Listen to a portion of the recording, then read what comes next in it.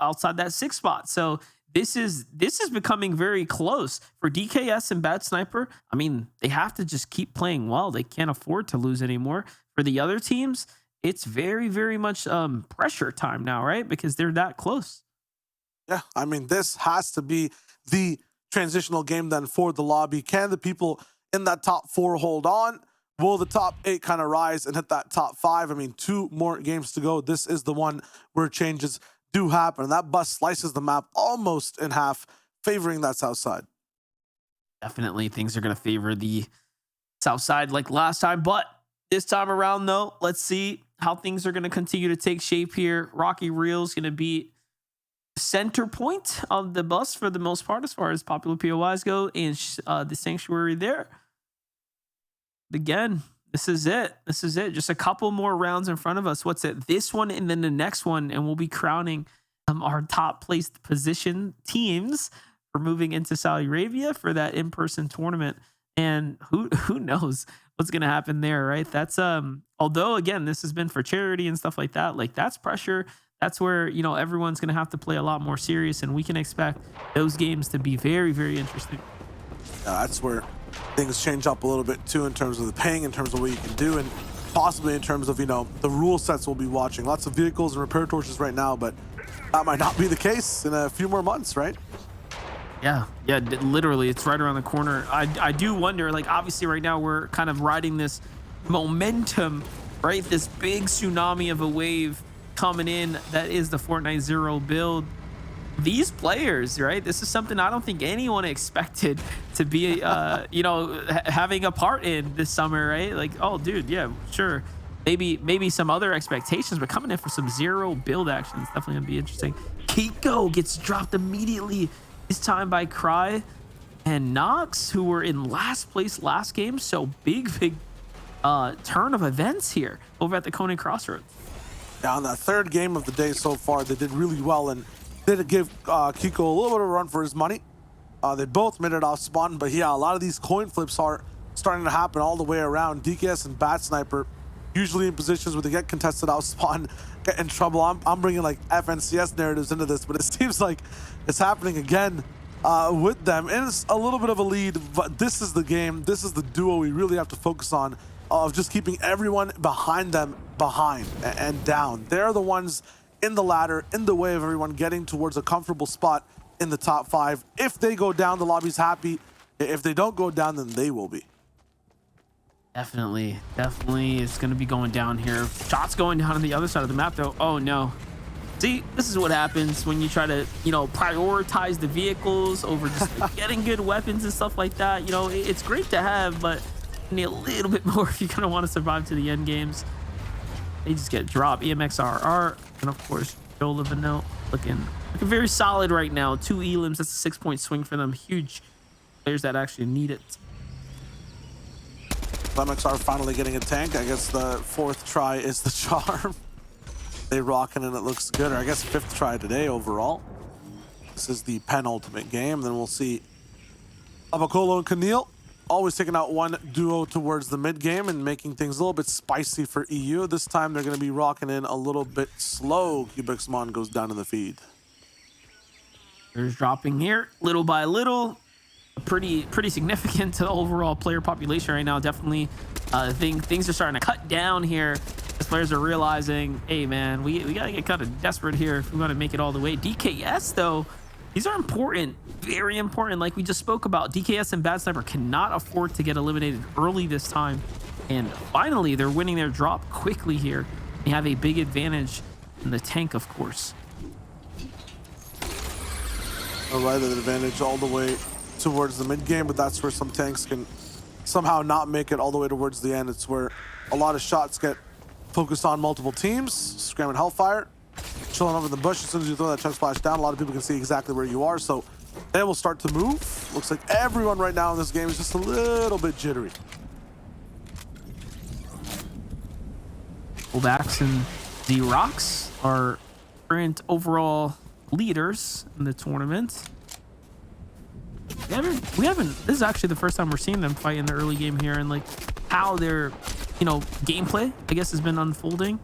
So they land all the way down at the Synapse station. This is Pretty sure has a good amount of availability of rift that goes there. Yup, static ones. See in the distance. So Scram and Hellfire try to rotate in. They already have 2 elims, so they were looking to see if they can double down. Not gonna work out. Who is this team taking to the sky right now? Shots are coming in. Ooh, they're gonna be going straight into what will be Rox's team as well on that back coastal area. This is not gonna look good for them. Shooting all around. Noah on the backside might be able to help out a little bit, but no, that'll just be a 2v1. Hellfire's gonna be going straight for the finish as well. They want to make sure they get these points in as fast as possible, control the fish overall and the loot available as well. We'll pick up a shotty in case things get up close and personal. Noah nowhere to be found. The hounds are closing in. Astok is down. Rough sauce right there, but hey, they end up picking it up. It's their hard work too, so pretty nice. In the feed though, Vidil's gonna fall to Jaren, so this is going back and forth again here. Called it. It's action packed. So rip. DKS finds one too. That's onto Pickle, so a different team there.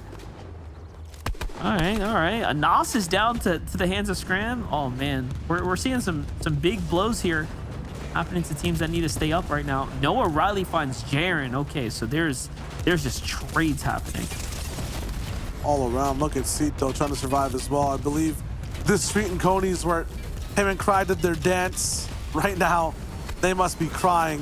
This is going to be so bad for him overall. Cry, the tank blows up. He takes a little bit of damage, sliding in and around the houses. Big boom combined with a big shot as well. Mustache and Malabuka are here to play. Definitely here to play, here to pop off, and they're doing just that. There is of course, just a single elim picked up here, but it's a big one nonetheless. That's 3 points. They're much needed. Okay, that was the early game. The action pack so far. It's. I feel like we're on a pace right here, like pretty fast paced right now. Yeah, everyone's trying to do as much as possible. I think they saw those overall rankings and understood exactly how close they are towards that top 5. Everyone's getting active. Naiad and Hydra don't have their place solidified inside that top 5 either. I feel like they're just one of the teams that barely just crept in off of the wins that they just had or the damage that they dealt in terms of eliminations. They really want to turn this game around. MXR, though, in that tank is doing some work and some damage. These guys have a tank of their own as well. And the zone's actually really good for everyone. We'll lock in a little bit central here in just a few seconds, and everyone will have a chance to play this game. Players outside the zone, though, that are standing out to me. Definitely Rocks down at the bottom. Hammy here sliding in as a solo currently. And up north, what do we got up there? Is that Ref's Guard? It's a Ref's Guard, yeah. Storm as well, so. Pretty notable teams. What are your thoughts on contacts versus classes? And if contacts didn't like just cry my eyes out, bro, the next day, like they're good at it's all great the day of, but I don't know, next day I just feel I catch like a lot of eye fatigue, I guess. Tried monocles? No, never tried the monocle. Can you imagine just showing up? It's like, yeah, just got one, dude. That'd be crazy. Might be the wave. Look at this though. I mean, this is a pretty intense How is that fight. ever a thing? This is like, I don't want to. Right. Yeah, so do you want to know actually why? Is it for like nearsighted? Yeah, it's like it's just so that like if you wanted to read something, like it's just there, you know. Yeah. Like, you just rock with it. Kind of stylish. I'm not sure if it's like you know why pirates have eye patches, right? Random segue, but so like one of their eyes can be useful in the night and the other one can be useful in the day, because when they cover up is like their night vision. There's no way. I swear. Let's try it. Try it when like try this, right? If you ever have trouble sleeping, you need to go to the bathroom, and like, you know, it blinds your eyes completely. Like, keep one eye closed and get used to the light or whatever. And then when you go back to bed, open your other eye and close your light eye, and you will be able to see everything normally. Close your light eye. It's crazy. But modern pirates just naturally transition into. Like they wouldn't have to. I don't know what the purpose is, but they wouldn't have to transition, you know? My point is, why would it be so drastic that you need to have this other eye prepared? Because if they're fighting in the night, you know, like it gets crazy, you know, like You want two fully adjusted eyes. I don't understand.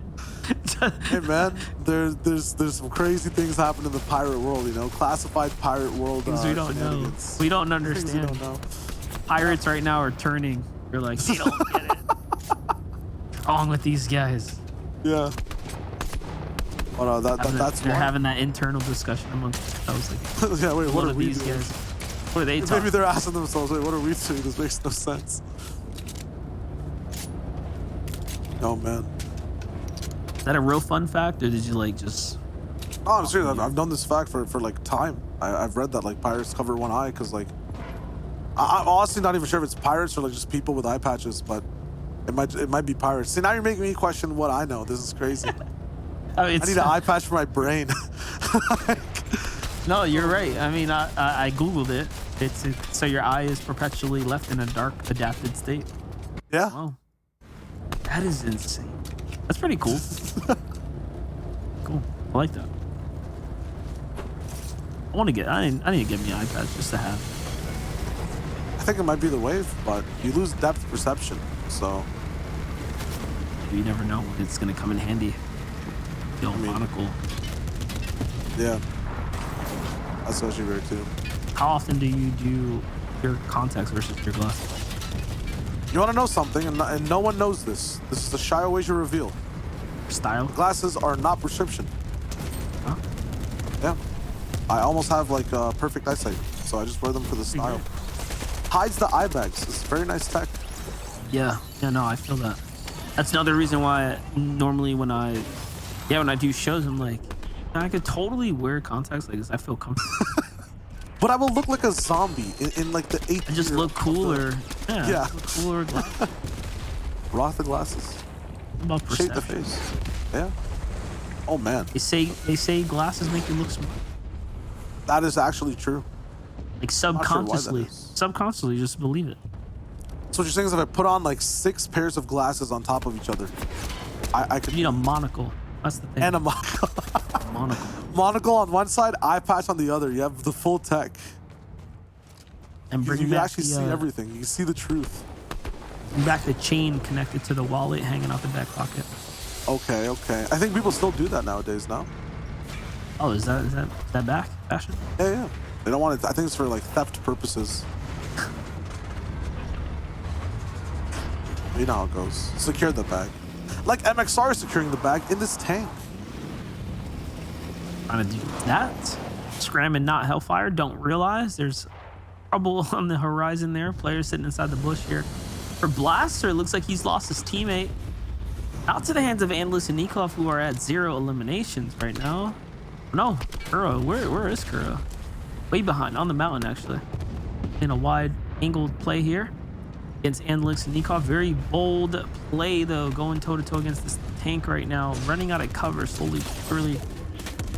That's where you get punished right there. Once the players decide to start getting inside that gunner seat, things can get very dicey for you if you're out in the open.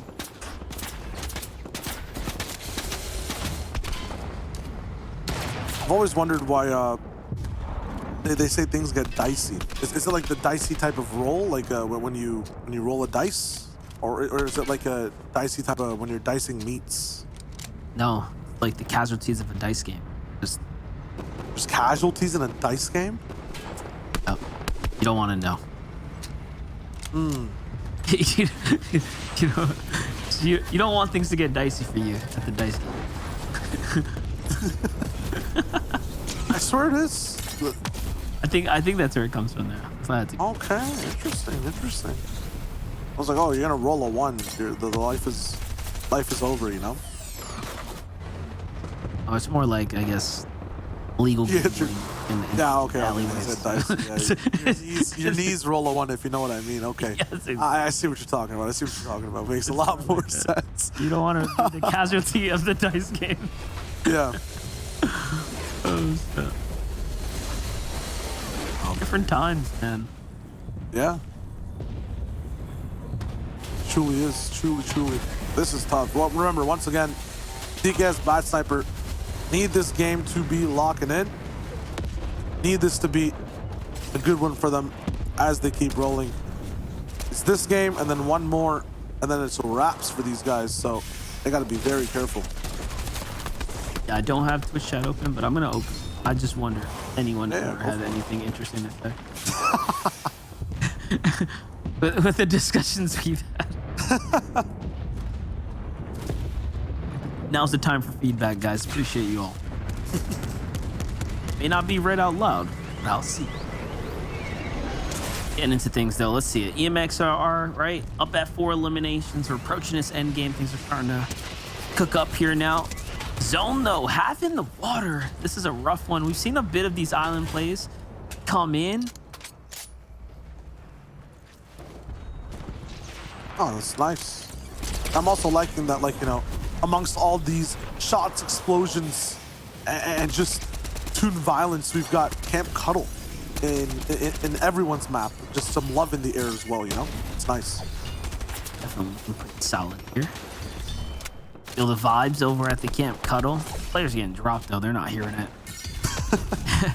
No friendly vibes here. Kurwa though getting pressured, now shut down. That's from hands of DKS. Bad sniper here who need these elims right now, making up for those bad games that they had.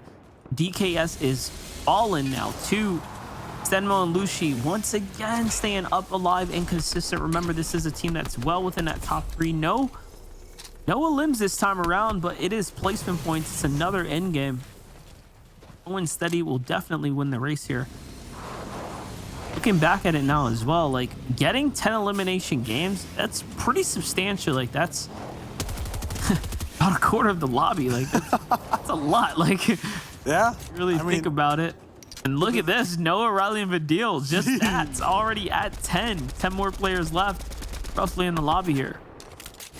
20 bomb possibility. It might make this look like the chapter 1 hub streams that roll down. Suddy Cammy taken apart again, and Cammy's in the air, about to get shot down from the sky. It's gonna be tough for him to be able to be happy in these moments, but he lands way back in the mountain, goes for the heal game.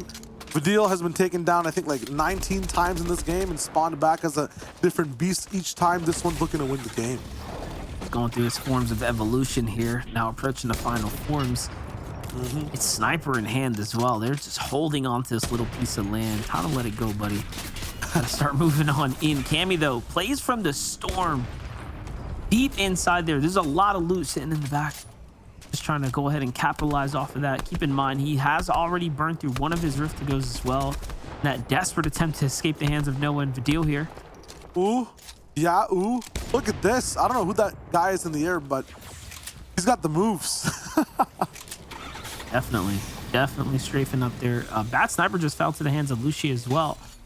Oh, look at this. Vidil and Noah take the zip lines all the way across. That was quick. And now they find themselves dead center here. The only position that can play them is actually this little mountain here. And it's only held by a solo. That's Jacob. Jacob's not going to be able to enter the fight or the same type of conversation the way Noah Riley and Vidil can either. He only has a sniper rifle and an SMG, but there it is. He lands a big shot, a body shot to Noah Riley with the heavy sniper. Vidil's not liking that. Get off the mountain, but no, right before he gets booped, the rift to go straight to the skies. Now Vidil and Noah Riley have control, but they've used a lot of their heals to get to this point. What is Lucy doing? I'm not sure. Everyone's rifting now. They're all waiting for the best moment possible. I love that play because he was sitting there and he saw Noah pull that sniper out. He's like, oh, I'm going. Comes out right before the shots come in, but he saw that ADS come in hot. Reveal, they shut down Lucy finally there a little early. Lucy's gonna leave about 4 or so points as far as placement go on the table here. Jacob is gonna go in and snatch some extras up now, and it's Noah and Vidil versus Cammy here. It's not looking too hot for Become Legends Cammy. The 12 eliminations currently for our team in the lead here. What a game so far.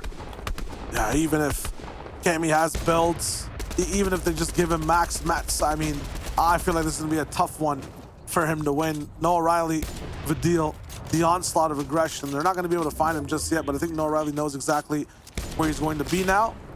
Looking at that one rock, they might have caught the pink head. Yeah, this is nuts. Such a slick spot. Keeping low right there. They're probably thinking like, hey, wait, we got to check underneath us really quickly. Yep, they're going to do all that. They're just doing their homework here. Making absolutely sure at this point, they're 99.9% certain he has to be somewhere over there. There's no other position for a player to be in. They've checked their sides. They have the storm behind them. It's impossible. Wait, that wall could be huge for them, actually. That might have been a little misplay there as he tried to throw in the shockwave, and all of a sudden it's a 1v1 up top here. Cammy has the high ground, jumps in onto Noah, burns down Noah, and now he's going to play for a smarter play. He has to get to the side here. Another cow catcher comes out, and Cammy could actually clutch this up against Vidil here. He's at a disadvantage, but it's looking good for him. Great exchanges and not enough, though. Vidil is a little more accurate. What an exciting finish there. Yeah, I mean, Cammy almost had that against two of the most aggressive and accurate players in the world. Two shockwaves used perfectly. Patience put down in the best way, but man, you take down Noah, it's like two more head spawns. One of them is Vidil, and he sprays out. That was just too much